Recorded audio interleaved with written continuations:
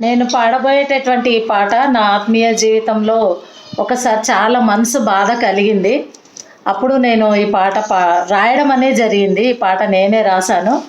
అందుకే నేను రెడీగా ఉన్నానని చెప్పాను, పాడుతున్నాను. ఒక వచనము 3 వచనాలు ఉన్నాయి. ఎన్ని వచనాలు పాడమంటారు? 2 పాడమంటారా, 3 పాడేయమంటారా? Okay okay. నాశనావు పిరి నీవేసయ్యా, నేనెల్లప్పుడు యెహోవాను కీర్తింతును. నా ఆత్మ నీలో లీనమౌను, నా ఆత్మ నీలో లీనమౌను. కోపము మానుము విశ్వాసీ, ప్రేమ దీర్ఘకాలము సహించును. కోపము మానుము విశ్వాసీ, ప్రేమ దీర్ఘకాలము సహించును. పాపములను విడువము, పశ్చాత్తాపపడుము, ప్రేమ కలిగి ఉండుము, శత్రువును ప్రేమించుము. పాపములను విడువము, పశ్చాత్తాపపడుము, ప్రేమ కలిగి ఉండుము, శత్రువును ప్రేమించుము. నాశనావు పిరి నీవేసయ్యా, నేనెల్లప్పుడు యెహోవాను కీర్తింతును. నా ఆత్మ నీలో లీనమౌను, నా ఆత్మ నీలో లీనమౌను, నా ఆత్మ నీలో లీనమౌను. ఓకే, టాపిక్ ఏంటంటే దేవుని ఆజ్ఞను గైకొనుట మీకు దీవెన అనేటటువంటి టాపిక్ మీద నేను మరి మెసేజ్ సిద్ధపడ్డాను. మనకు బైబిల్లో నుంచి మరి ఒక వాక్య భాగాన్ని చదువుకుందాము. మత్తయి సువార్త 22వ అధ్యాయము 36వ వచనము నేను చదువుతాను, మీరేంటండి. బోధకుడా, ధర్మశాస్త్రములో ముఖ్యమైన ఆజ్ఞ ఏదని అడిగెను. అందుకైన నీ పూర్ణ హృదయముతోనూ, నీ పూర్ణ ఆత్మతోనూ, నీ పూర్ణ మనస్సుతోనూ నీ దేవుడైన ప్రభువును ప్రేమింపవలెననున్నదియే ఇది ముఖ్యమైనదియు మొదటిదియునైన ఆజ్ఞ. నిన్ను వలె నీ పొరుగువానిని ప్రేమింపవలెనని 2వ ఆజ్ఞయు దాని వంటిదే. మరి ఇక్కడ యేసు ప్రభు ఈ లోకంలో ఉన్నప్పుడు ఆయన మరి మానవుడిగా జన్మించి 3.5 సంవత్సరంలో ఆయన సేవ చేసి ఆయన పరిధిలో ఉన్నప్పుడు మరి అనేక వాక్య భాగాలను బోధిస్తూ అనేక అద్భుత కార్యాలను చేస్తూ మరి ఉన్నప్పుడు ఆయన చుట్టూ మరి సద్దుకాయులు, పరిసయ్యులు ఎంతోమంది వచ్చి ఆయనను తికమక పెట్టవలనని చాలా క్వశ్చన్స్ అడిగేవాళ్ళు. అందులో ఇదొక క్వశ్చన్ అన్నట్టు. మరి పరిసయ్యుడు వచ్చేసి క్వశ్చన్ అడుగుతూ ఉంటాడు, ధర్మశాస్త్రం అంతటిలో ముఖ్యమైన ఆజ్ఞ ఏదని. వాళ్ళకన్నీ తెలుసు, మరి మనకు మోషే రాసి ఇచ్చినటువంటి 10 ఆజ్ఞలు తెలుసు. అయినా కూడా అన్ని ఆజ్ఞలలో ముఖ్యమైన ఆజ్ఞ ఏదని మరి యేసు ప్రభువును అడిగినప్పుడు మరి యేసు ప్రభు ఏమంటాడంటే, అందుకైనా నీ పూర్ణ హృదయంతోనూ, నీ పూర్ణాత్మతోనూ, నీ పూర్ణ మనసుతోనూ నీ దేవుడైన యెహోవాను ప్రేమింపవలెననేదే ఒక ముఖ్యమైన ఆజ్ఞగా మరి తెలియజేయడం అనేది జరిగింది. అంత మాత్రమే కాదు, నిన్ను వల్లే నీ పొరుగువాన్ని ప్రేమించడం అనేది మరి ఇది చాలా చాలా ఈ 2 ఆజ్ఞలు కూడా చాలా ముఖ్యమైనటువంటి మన జీవితంలో మనం మొట్టమొదట స్థానాన్ని మనం దేవునికి ఇవ్వాలి. దేవుని మనం మొదట ప్రేమించాలి ఆయనను, తర్వాత నిన్ను వల్లే నీ పొరుగువాన్ని ప్రేమించాలి అనేటటువంటిది మరి ఒక ఆజ్ఞ. ఈ బైబిల్ అంతట్లో కూడా ఎన్ని మెసేజెస్ ఉన్నా, ఎన్ని వాక్య భాగాలు ఉన్నా, ఎన్ని ఉన్నా మరి మన బైబిల్ అనేటటువంటిది కేవలం ప్రేమ మీదనే డిపెండ్ అయినది.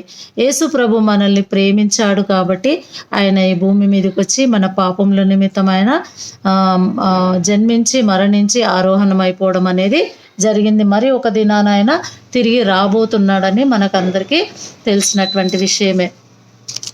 అయితే మరి ప్రేమను గురించి మనం చూసినట్లయితే ఈ లోకరీతిగా అనేక రకాల ప్రేమలు ఉన్నాయి కదా, మనకు అన్నీ తెలిసినటువంటివే. దేవుడు ఏం చేశాడంటే సంఘాన్ని ప్రేమించాడు. సంఘం అంటే నువ్వు నేను. అదే రకంగా ఈ ప్రేమలు అనేటటువంటివి ఎన్ని రకాలుగా ఉన్నాయో నేను ఒకసారి చెప్తాను. పురుషుడు స్త్రీని అనగా భార్యను ప్రేమిస్తాడు. అన్నా చెల్లెళ్ళ మధ్యలో ఉండేటటువంటి ప్రేమ, అక్క చెల్లెళ్ళ మధ్యలో ఉండేటటువంటి ప్రేమ, అన్నదమ్ముల మధ్యలో ఉండేటటువంటి ప్రేమ, స్నేహితుల మధ్యలో ఉండేటటువంటి ప్రేమ, ప్రేమికుల మధ్య ఉండేటటువంటి ప్రేమ, తండ్రి కూతురు మధ్య ఉండేటటువంటి ప్రేమ, తండ్రి కొడుకుల మధ్యలో ఉండేటటువంటి ప్రేమ, వదిన మరదల మధ్యలో ఉండేటటువంటి ప్రేమ, బావ బామ్మర్దల మధ్యలో ఉండేటటువంటి ప్రేమ, ఉపాధ్యాయులు విద్యార్థుల పట్ల ఉండేటటువంటి ప్రేమ, జంతువుల పట్ల ఉండేటటువంటి ప్రేమ, ప్రకృతి పట్ల ఉండేటటువంటి ప్రేమ, యజమానుడు పనివారుల మధ్యలో ఉండేటటువంటి ప్రేమ. అయితే అన్ని ప్రేమల కంటే గొప్ప ప్రేమ అదేంటంటే దేవుడు మనల్ని ప్రేమించడము, మనము ఒకరినొకరము ప్రేమించడము.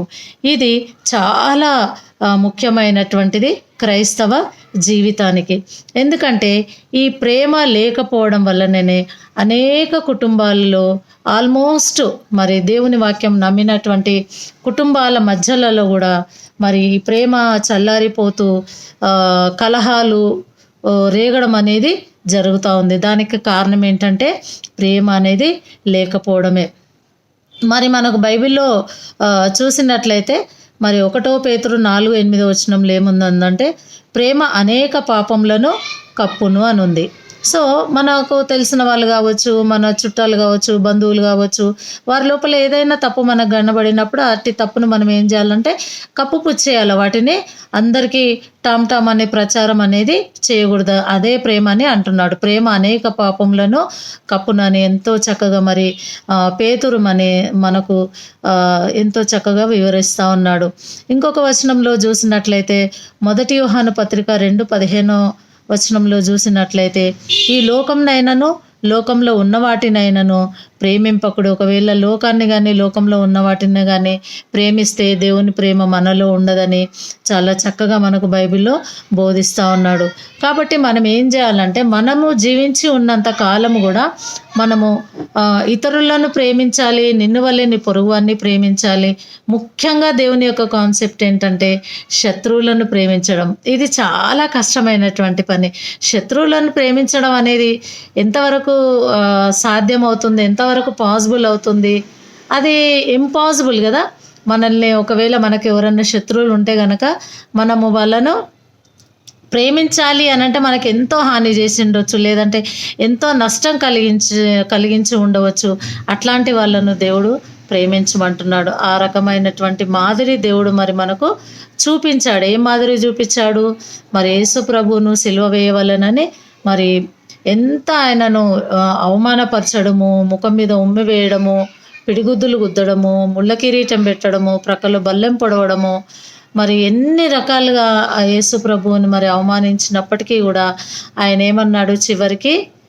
తండ్రి వీరేం చేయుచున్నారో వీరు ఎరుగరు గనుక వీరిని క్షమించుమని ఎంత చక్కటి వాక్యాలను దేవుడు మరి ఉపయోగించి మరి మనకు మాదిరికరమైనటువంటి జీవితాన్ని ఆయన చూపించాడు. మరి ఆయన శరీరంగా ఈ లోకంలో జన్మించి శరీర రీతిగా అన్ని శ్రమలను భరించాడు. మరి ఇప్పుడు కొన్ని సంఘాలలో లెంట్ డేస్ అని ఫాలో అవుతున్నారు, కొంతమంది ఫాలో అవ్వకపోవచ్చు. అది వారి వారి ఇష్టాల మీద డిపెండ్ అయి ఉంటుంది. కనుక మరి యేసుప్రభు ఈ లోకంలో ఉన్నప్పుడు ఆయన పడినటువంటి శ్రమలను జ్ఞాపకం చేసుకుంటూ ఆయన చూపించినటువంటి ప్రేమను జ్ఞాపకం చేసుకోవడం అనేది ఎంతో అవసరమని నా యొక్క అభిప్రాయము. కాబట్టి ఆయన పడినటువంటి ఈ శ్రమలను